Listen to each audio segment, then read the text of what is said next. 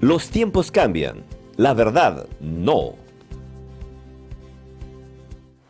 Buenos días amigos, bienvenidos a La Noticia al Día, a través de La Noticia Perú, el canal digital del Diario La Noticia. Soy Carlos Rivero y los invito a que me acompañen en una interesante entrevista con el economista Alejandro Indacochea, con quien tocaremos temas de interés nacional. Señor Indacochea, buenos días. Buenos días, señor Rivero. Gracias por la invitación. Un gusto estar nuevamente con las noticias. Empecemos. El ministro de Energía y Minas, Rómulo Mucho, ha afirmado que Petroperú es una empresa quebrada y que requiere cambios estructurales. Es una forma de reconocer el fracaso del manejo de Petroperú.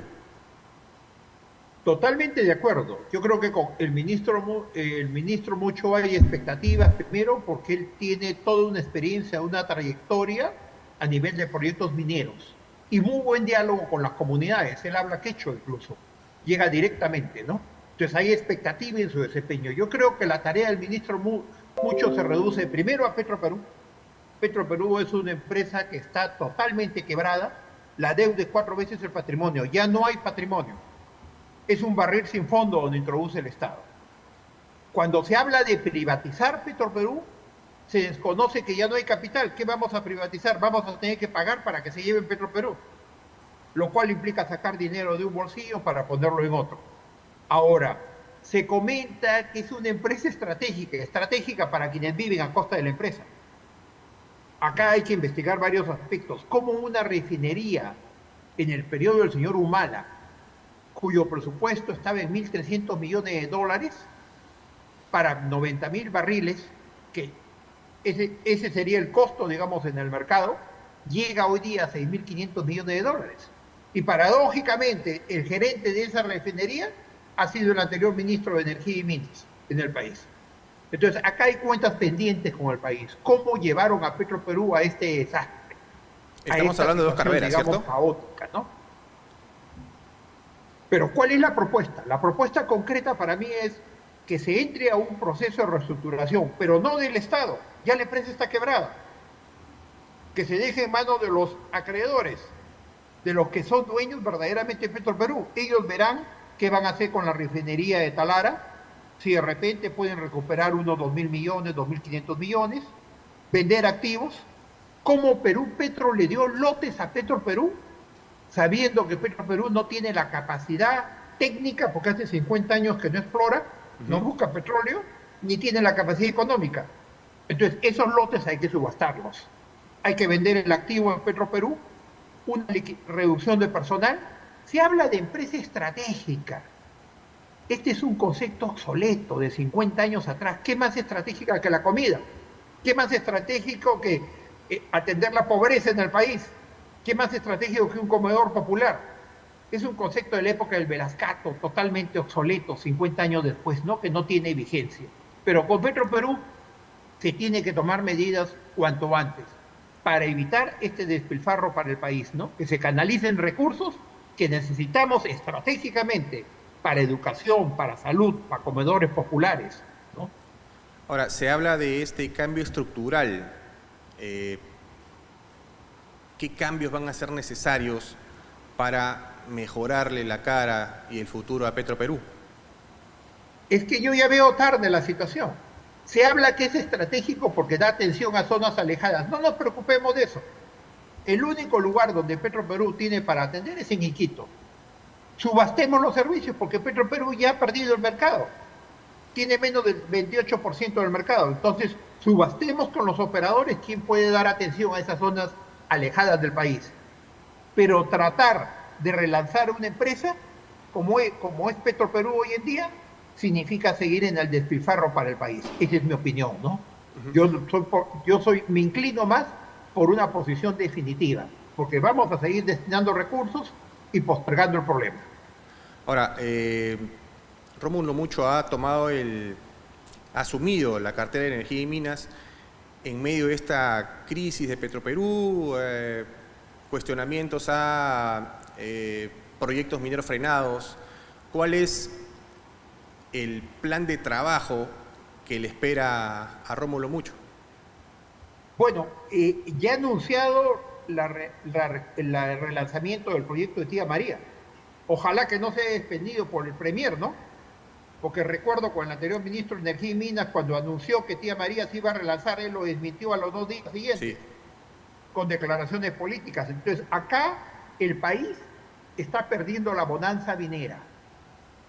Tenemos más de 40.000 millones de dólares en proyectos mineros que podrían relanzarse, pueden dar bienestar. El Perú es un país minero, con reglas de juego adecuadas, evidentemente. Pero si no lo hacemos, va a quedar esto en la historia como fue la época del guano, la época del salitre, que no dejaron nada, ¿no? Dejaron corrupción y pobreza, ¿no? Ujú. El país se ha convertido en el país de las oportunidades perdidas, ¿no?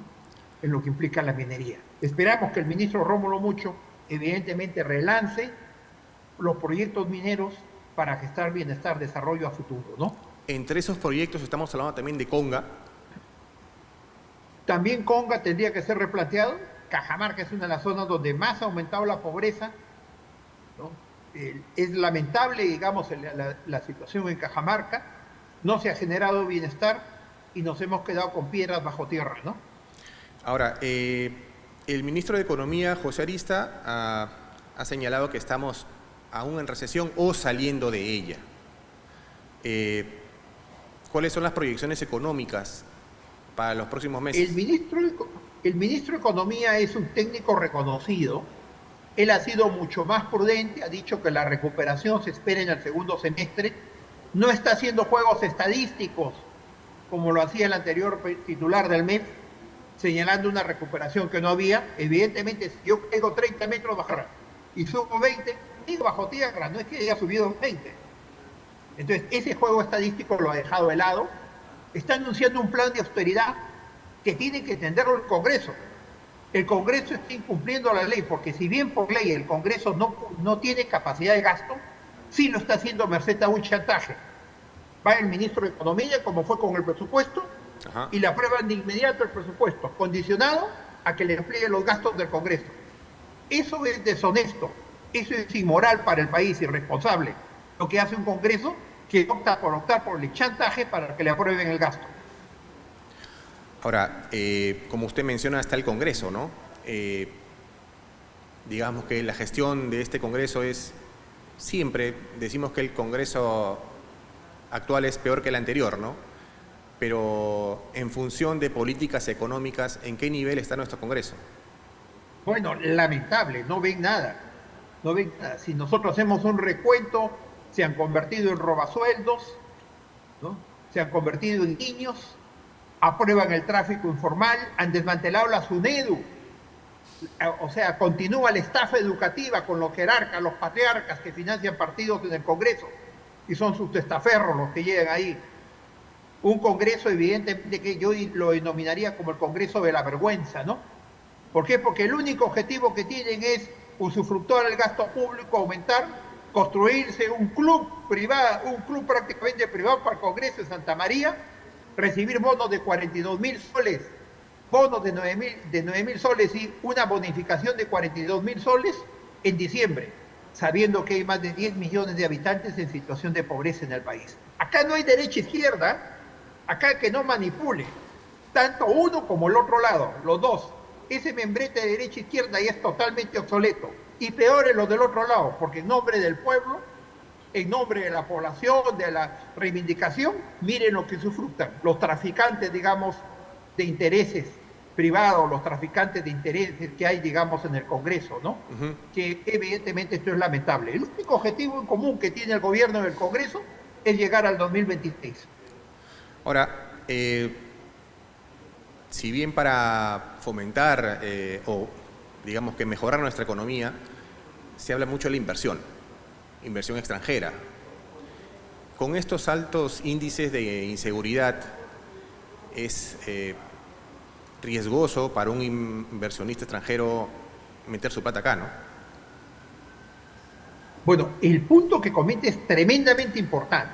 Mire, hay que explicarle a la población que la única manera en la cual yo puedo generar bienestar, aumentar el ingreso y generar empleo no es con gasto público, El gasto público es momentáneo. No hay ningún país en el mundo que haya generado bienestar a la población, ingresos, empleo, solo con gasto público.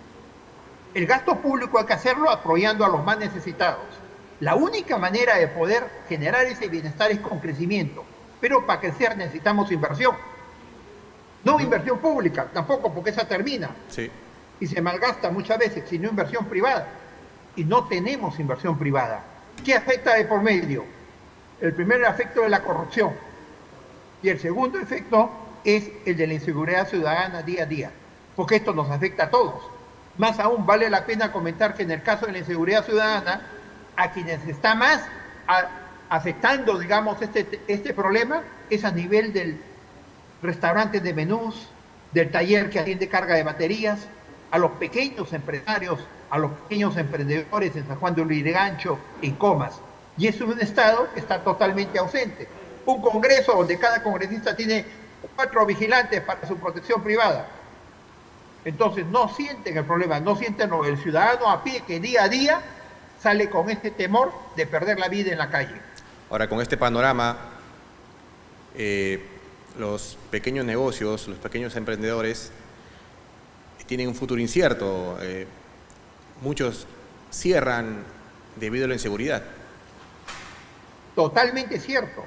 Cierran debido a la inseguridad, están afectados y son los generadores de empleo por excelencia. Son los que no pueden llegar a pagar el salario mínimo porque no hay ingresos suficientes. Es una gran mentira, porque el salario mínimo, las grandes empresas lo pagan de sobra. No contratan a la gente con salario mínimo. El salario mínimo, ¿quién lo paga? Lo paga el restaurante, el taller de mecánica, y a ellos se está afectando. Bajo un populismo de decir subo el salario mínimo y genero bienestar. Esa es una mentira para ellos, ¿no? Claro. Es como cuando dicen que hay que declarar feriado para reactivar el turismo. El turismo de ellos, pero no el turismo de la población, porque el ciudadano tiene que salir a la calle ese día feriado. Ahora también está el tema de la informalidad laboral, ¿no? Es altísima en nuestro país. ¿Qué es la verdadera formalidad? Porque acá tenemos más de 75, o sea, mire, de 16 millones de la población económicamente activa, solamente somos formales 4 millones. 3 de cada 4 no tienen vacaciones, no tienen compensación de tiempo de servicios, no tienen CTS, están al margen de este sistema laboral. Y hemos creado un sistema que se llama la SUNEDO, que solamente vigila a esos pocos formales, en el radio de acción de San Isidro, Miraflores, que llega, pero no entienden el Perú profundo. ¿Qué hacemos para dar empleo, para poder promover, digamos, la actividad en esos 3 de 4, más de 12 millones que están en el sector informal? Para ello necesitamos mejorar la educación, pero con la trampa que se ha hecho en la educación de volver nuevamente a universidades de fachada. Quieren dar nueva opción para las peruanas, quieren hablar de dinero. Quieren dar nuevas opciones para que los dineros de las pensiones de los estudiantes se vaya a contratar futbolistas. No, pues, este país tiene que cambiar. Tenemos que dar una opción diferente al país, a la población. Mejorar una educación de calidad, dar salud, ese bienestar que requiere y que no siga siendo estafada la población, ¿no? Con un Congreso de la vergüenza. Ahora, ¿cómo se llegó a esta situación, no? El Perú llegó a ser hasta un ejemplo en economía, de manejo de economía por el crecimiento sostenido que tenía. ¿Cómo se llegó a esta situación que el año pasado hemos cerrado en cero? En rojo, perdón. Claro, en rojo, y hay desinversión. Salieron con Castillo más de 20.000 millones de dólares afuera. Evidentemente esto ha sido un deterioro, digamos, paulatino, y junto con la inestabilidad política que ha habido en el país, ¿no? 6 presidentes en 6 años, ¿no? Presidentes, digamos, cuya trayectoria ha sido lamentable, ¿no? Y lo del señor Castillo fue nefasto, ¿no? Evidentemente la secuela sigue hasta hoy día en la administración pública, ¿no? Y acá tenemos que tomar conciencia todos. A mí no me preocupa los malos, lo que me preocupa es el silencio de los buenos, como decía Gandhi. Y todos tenemos que comprometernos para que esta situación realmente cambie, ¿no? No podemos mantenernos como cómplices, porque hay una forma de ser partícipe de la corrupción. permanecer inactivos sin hacer nada, ¿no? Ahora, la corrupción se instaló mucho en los gobiernos regionales también, ¿no? Hay gobernadores regionales presos, investigados. ¿Se hizo mal ese tema de la descentralización? Excelente el comentario. Acá no lo quieren tratar directamente. Tenemos que reestructurar totalmente la regionalización. La regionalización es un fracaso. Lo único que hemos sido exitosos ha sido en descentralizar la corrupción. 14 presidentes regionales sentenciados por corrupción. Lo vemos en el de Ancash, lo vemos en el de Cusco, lo vemos en el de Arequipa, y lamentablemente la Contraloría llega tarde, cuando ya no se puede recuperar el dinero. Porque ¿qué ganamos teniendo los presos y el dinero desapareció? Y por otro lado hay una ineficiencia. Prefieren ellos invertir en palacios municipales, piscinas, coliseos, y no ir realmente en lo que necesita la población, en lo que va a generar desarrollo, ¿no? Postas médicas, atención educativa, conexión digital. Entonces, esta regionalización tiene que ser totalmente replanteada, bajo un enfoque de 5 regiones nomás, y regiones transversales. No tiene sentido, pongamos, tener en el sur Tacna, Moquegua por separado, Tacna, Moquegua integrado con Puno y Cusco. No tiene sentido mantener Tumbes y Piura como regiones separadas. Tumbes y Piura tienen que integrarse igualmente con Lambayeque. Entonces hay que repensar una nueva regionalización, pero no podemos seguir incurriendo en el error. Es perder la plata y la oportunidad para el país. Tenemos que ser honestos. Esto no ha funcionado. No vamos a volver al centralismo, pero hay que reformular totalmente una regionalización que ha sido un fracaso por ineptitud y corrupción.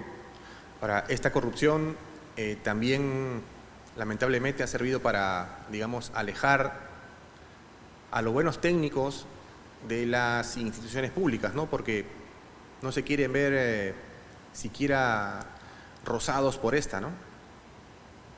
Bueno, esto ha sido un problema grave con el señor Castillo. Si la gerencia general de Petroperú se vendió al homónimo Hugo Chávez por 35.000 soles, mire usted, la empresa más importante del país se vendió el puesto de gerencia por 35.000 soles, evidentemente esto se convirtió en un botín. Llegan los presidentes regionales, no les interesa la meritocracia, la competencia que puede haber, desarrollo personal, sino lo que hacen es retribuir favores a quienes ayudaron en su campaña. Esto tiene que cambiar. Igual en el Congreso, miren los asesores del Congreso, los llaman a que apoyaron en la campaña para robarles el sueldo encima. Claro. Entonces, esto tenemos que cambiarlo en el país. Lamentablemente, el problema que yo veo es indiferencia, y en algunos casos me preocupa que nos acostumbremos a ver este nivel de corrupción, ¿no? De inseguridad que hay para el país, ¿no? Ahora, este es un trabajo a larguísimo plazo, ¿no? Bueno, pero tenemos que iniciarlo ya. El tema urgente hoy día es la inseguridad ciudadana. La inseguridad ciudadana está afectando transversalmente a toda la economía.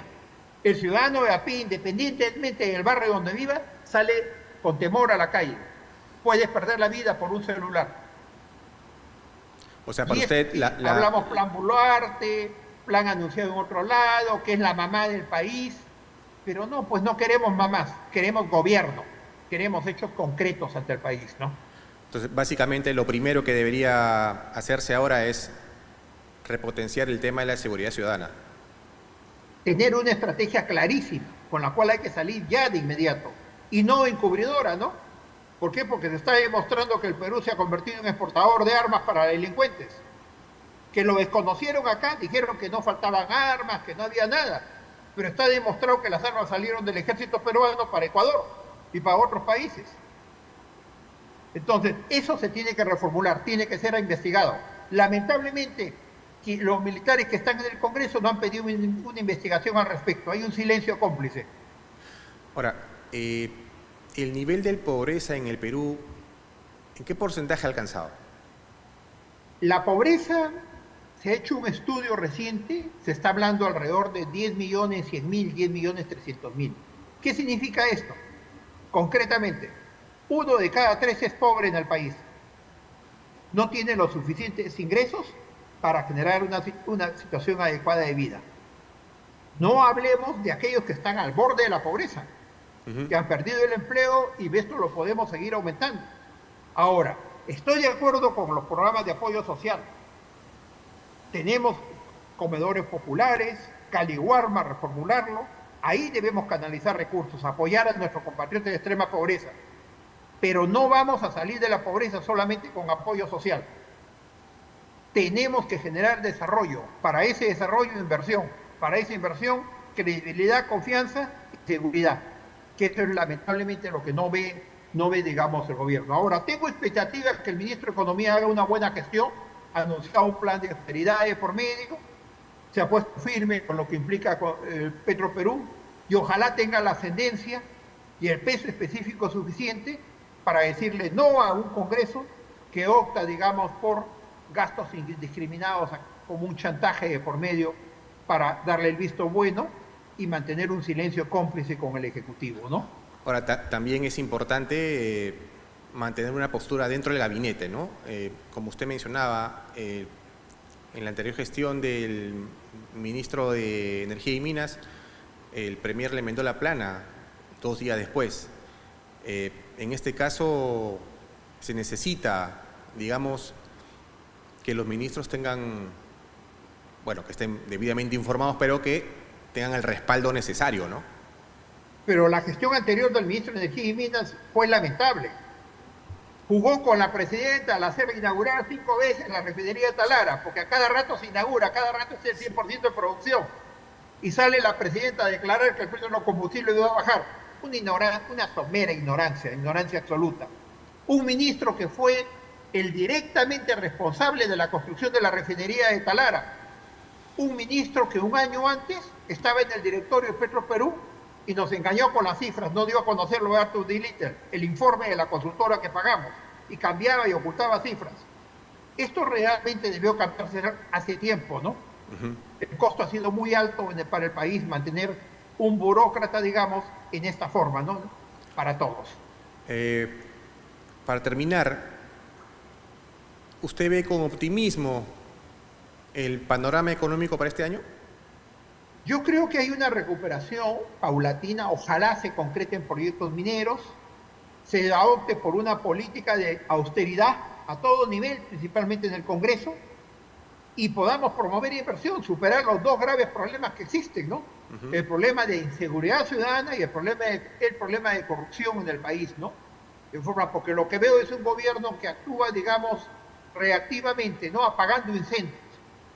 Y acá me preocupa porque falta más de 2 años y entramos en un periodo electoral. Tiene que haber un cambio en la ley electoral. Miren lo que ha hecho el Congreso, ha suprimido las primarias. Entonces nos vamos a encontrar con los mismos de siempre, con los mismos partiduchos, que se llaman partidos, ¿no? ¿Cómo vamos a ir a elecciones en esa forma? Entonces, esto tenemos que cambiarlo ya. Los ciudadanos tenemos que marchar directamente, no a protestar, no a generar caos, sino a exigir los cambios que el país necesita para bienestar de todos. Señorita Cochea, le queremos agradecer su tiempo, su disposición. Hemos hablado de temas interesantes. ¿Alguna palabra finales?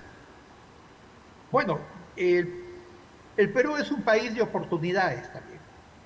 Mire, al margen de lo que sucede en el país, el proyecto, digamos, del puerto de Chancay, que va a generar un gran bienestar, prácticamente va a ser un eje marítimo para todo el continente, pero tenemos que prepararnos para estas nuevas etapas.